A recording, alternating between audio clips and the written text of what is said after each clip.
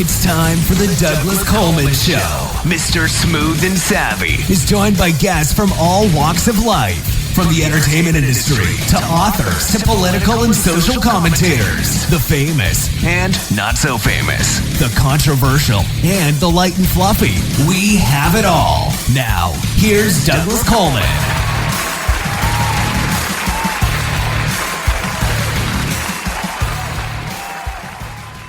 Okay, please welcome to the Douglas Coleman Show, David and Susan Schwartz. Hi, guys. How are you? We're good. We're good. Thanks for having us. Well, thanks for coming on the show. I was kind of intrigued by your bio, so I wanted to have you guys on. You guys are obsessed with Costco, and I couldn't figure out what was so special about it. I've been to Costco many times, but I don't get that excited, when I go. I just sort of go in there, get what I need, and get out. I'm not a big fan of shopping, generally speaking. So where did this obsession with Costco start? Well, it started actually before we knew each other. I mean, we've been Costco fans for a very long time. And when we met in 2002, one of the first things we discovered was that we both love Costco. I think we love the fact that it's very, very high quality items, curated to a very, very small selection. Actually, there are only 3,800 items in a typical Costco warehouse versus, call it 40,000 in your typical supermarket or 140,000 at a Walmart. So it's highly curated, very high quality, very low prices, and you never know what you're going to find because they rotate things in and out, and you're more often than not going to find at least one real wow item at your Costco. So that's why we love it, and we just enjoy the experience. You guys didn't meet at a Costco, did you? No. But we spent a lot of time there. We know that there are people who have met at Costco, and we know people who have gotten married at Costco. They had their wedding ceremony in a Costco? Yes. Yes. And in fact, Costco sells a lot of stuff you can use for wedding. And I'm not sure if they do now, but they were selling wedding dresses at amazing prices. And they still do sell flowers online, like flower arrangements for weddings and things like that. And a lot of Costco's carry liquor, so you can buy that at Costco. Probably cater your whole wedding from Costco. Okay, but do they actually rent the space that you could have your wedding there? Because you'd have to close the store. I don't know the answer to that. Okay, I don't know that would be my first choice for a place to go have my wedding, but to each his own, I suppose. Okay, so then you decided to write this book, The Joy of Costco: A Treasure Hunt from A to Z. The book came out in September 12, 2023. Oh, just a couple days ago. Yeah, it released? Yes. Yeah. Okay. How's it doing? It's doing really well. We've gotten a lot of really lovely reviews. One of my favorites said that the reviewer was surprised by our peculiar affection for Costco, which I thought sums it up pretty nicely. It took us 7 years to write, so it's been a labor of love. We've traveled over 220,000 miles literally around the world. We've been to at least one warehouse in each of the 14 countries that have one, and that includes each of the 46 U.S. states plus Washington, D.C. and Puerto Rico. So we've been around. What's really interesting to us is that although the Costco is always the same, more or less, in every country, about 40% of the products are different regionally around the world. So the food court, for example, is different. The hot dogs in Mexico, you can put pickled jalapeno peppers on them. In Iceland, they're sold with these crispy onions that are used in the string bean casserole. And in South Korea, people like to make what they call kimchi using chopped raw onions, ketchup, and mustard. So it's kind of, and they're also, in Asia, the hot dogs are pork. So it's just sort of interesting to see how it changes. But it's always Costco. You can always rely on, as David says, the top quality, the rock bottom prices, and the highly curated product list. Well, I tell you, I've been to South Korea, and they seem to put kimchi on everything. So that doesn't surprise me. One of the things that's interesting is that you said you have been around the world. I didn't know there were Costco's outside of the United States. Oh, yeah. There's, I think there's something like 580 Costco's in the United States, another 110, 120 in Canada. And, the total number of Costco's around the world is 850-something. So, yeah, there are a lot of Costco's in Mexico, in Canada, in South Korea, Japan, Taiwan. There are now, I think, 5 or 6 in on the mainland in China. So there's one in Iceland. There's one in Sweden. There are a fair number in the UK as well. I think we probably hold the world's record for the furthest distance anyone's ever traveled to get to a Costco, and that would be a direct flight from New York City to Auckland, New Zealand. Oh, my God. We did that, I think, in August. That was a blast. New Zealand's got only one Costco. I think I know they're adding some more. It's very popular there. But China was one of the big thrills for us. We went there in July, which it was a little hot. It was 114 degrees, but it was worth it. They're only in Shanghai, and it was really a blast. It's very popular there. Well, I want to add that there's a note on your bio. It says the Schwartzes are not paid in any way by Costco.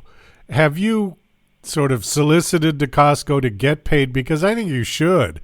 With all of this enthusiasm and all the traveling around, and the book obviously is going to be a promotion for the store, they should pay you. Have you gone down that road at all with them? Well, that's very sweet of you to say, but the book has been written completely independently of Costco. In fact, one of the big challenges was getting Costco to agree to help us with information sharing. We started the book in 2016. It took us 2 years to get to meet Jim Sinekel, the surviving co-founder, and Craig Jelinek, the current CEO. It took another 3 years to convince them that we were going to be writing the book, no matter how much they didn't want us to, because they're so modest. Costco is culturally very, very modest. They don't brag. They just very humble about the success they've had. They really appreciate how lucky they've been with all their success. But once we wore them down enough, they said, "Okay, fine. We'll let you go visit the hot dog factory. We'll let you." They were very generous with their time and their information. Very generous, and we don't want to get paid by Costco. We're not shills for Costco, and we don't want to be seen as such. We are completely independent, and this enthusiasm that I hope you hear is entirely authentic and self-generated. So the book was written out of love rather than for profit motive, yeah? We are eternally grateful also to the 22 publishers who turned the book down, because we wound up self-publishing it.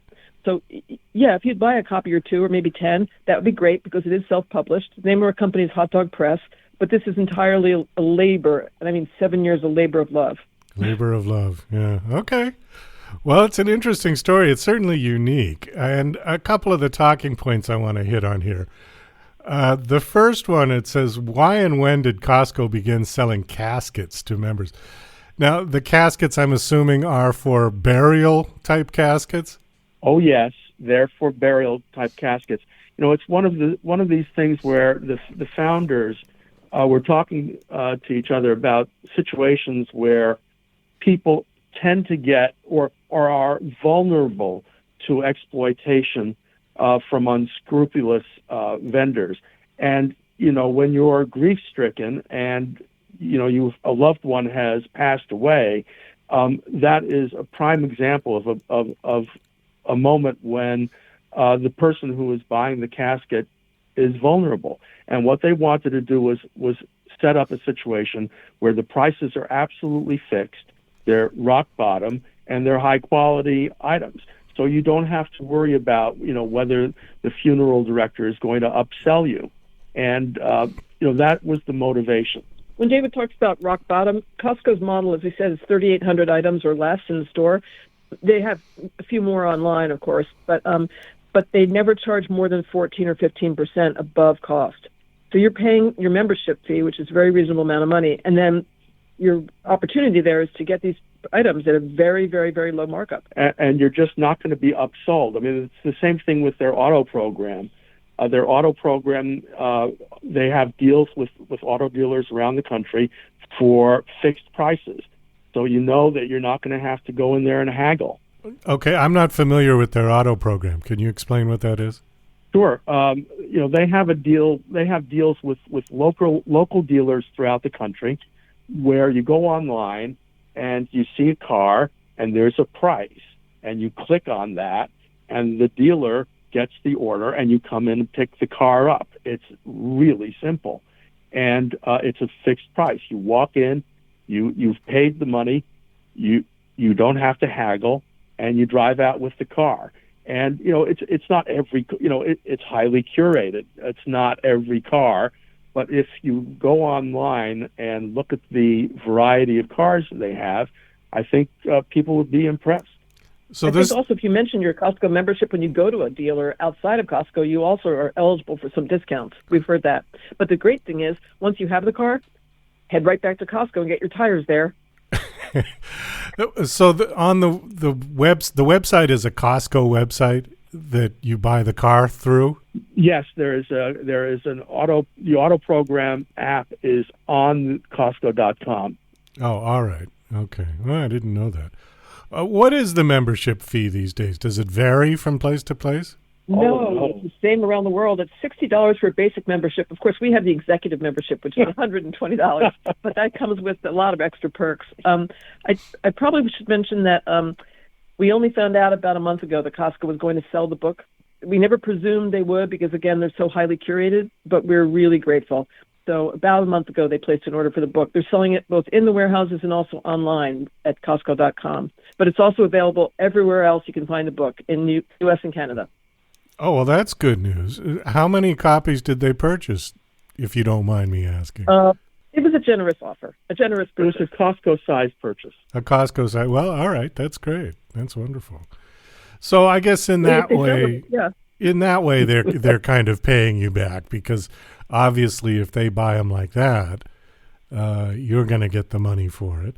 And but they have a very generous return policy as well. You can return anything at any time, and that is especially true of books. Although we'd be happy people did not return it. Yes. We think of it as a gift book. It's like a mini coffee table book, so it'd be a great gift for your friend who loves Costco.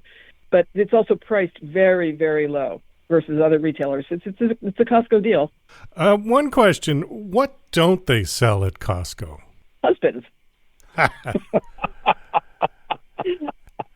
like to say that I've gotten a lot of things at Costco, but I didn't get David at Costco. I got him through my father's first cousin. But to take your question seriously for a moment, you walk in there and you're looking for mustard, let's say, and there are typically two brands of mustard, right? That Costco sells. They're not going to sell every size of those two brands, and they're not going to sell a dozen smaller brands. They're going to just sell, I think they sell French's and Grey Poupon are the two that come to mind. So you're not going to find, dozens of other brands. It's this selection process that is very, very disciplined. But the thing that makes it so fun, it makes it what I call my happy place, is the variety and the contrast. As Ron Vacris, who is the Executive Vice President, COO of Merchandising, once observed, only at Costco can you come in to pick up a prescription and leave with a $100,000 piano. I mean, it's just a wild place. It's a treasure hunt. You never know what's around any corner. It's been a while since I've been in there, but now that I've talked to you, I might go back and just have a browse around. So they really sell everything. Do they sell guns? I've never seen a gun at a Costco, and we've been to areas where gun ownership is quite popular. I've seen gun vaults and gun safes, so you can keep them safe, but I've never seen guns. Okay. But they do sell alcohol, and do they sell cigarettes? They sell cigarette in some locations, and more often than not, they'll sell them in business centers, which are Costco's that any member can go into. But the items are especially focused on small business owners, corner store owners, or convenience stores or restaurants.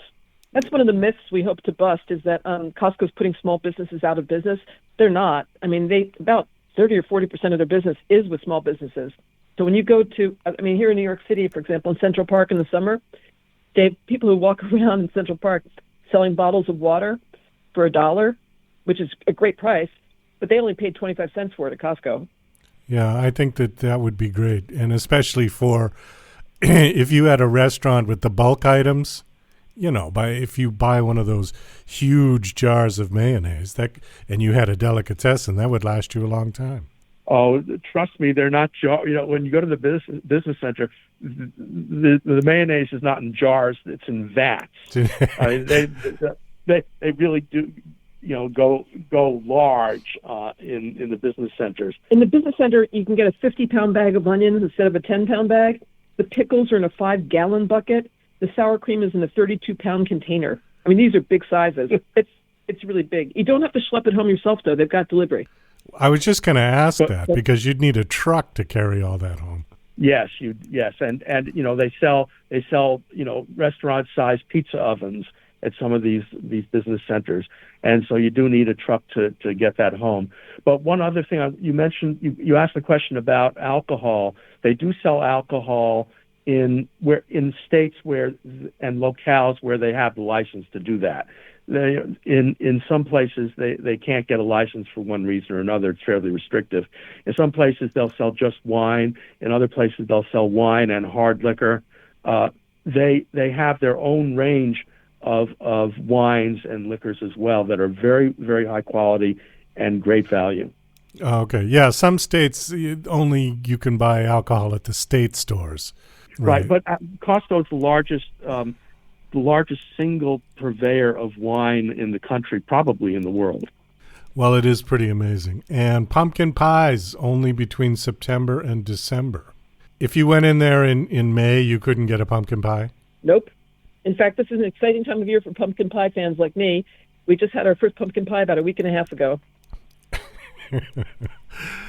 Well, it is truly amazing. Do you guys have a website that you want to give out? We do. It's called The Joy of Costco. I think it's going live in the next day or two, but the real fun would be to follow us on Instagram, which is also called The Joy of Costco, because if you go there, you can follow the true insanity. I mean, the joy of the project. Follow our travels and see where we'll be heading up.